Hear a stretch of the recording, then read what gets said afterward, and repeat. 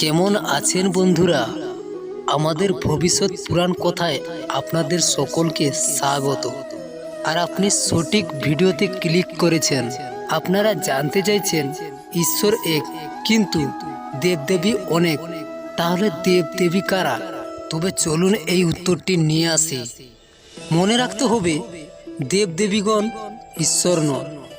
ঈশ্বরকে বলা হয় নিগর্ণ, অর্থাৎ জগতের সব গুণের কোয়ালিটির আধার।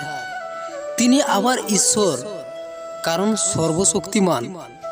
ঈশ্বর চাইলে যে কোনো গুণের অধিকারী হতে পারেন এবং সেই গুণের প্রকাশ তিনি ঘটাতেও পারেন।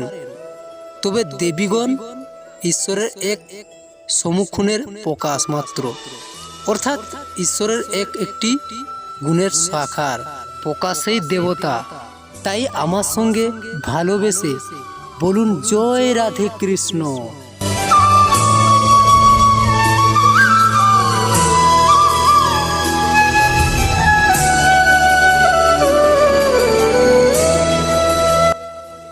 ঈশ্বর নিরাকার, কিন্তু তিনি যে কোনো রূপে সাকার হতে পারেন আমাদের সামনে, কারণ তিনি সর্বক্ষমতার অধিকারী।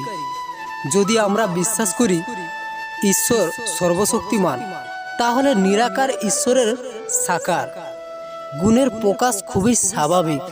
তাই ঈশ্বরের শক্তির গুণরূপ দুর্গা, কালী, পার্বতী, বিদ্যার গুণরূপ সরস্বতী, ঈশ্বরের গুণরূপ লক্ষ্মী এবং মৃত্যুর রূপ যম।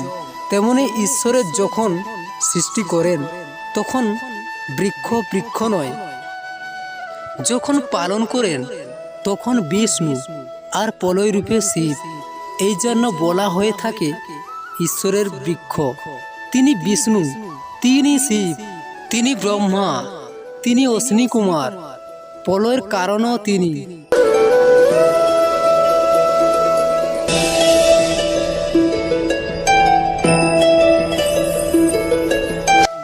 কারণ আমরা যোগমায়ার আবদ্ধই কিছুই বুঝতেই পারি না। তাহলে আমরা এখন বুঝতে পেরেছি দেবদেবী অনেক হতে পারে, কিন্তু ঈশ্বর এক, এবং দেবগণ এই পরম বৃক্ষেই বিভিন্ন রূপ।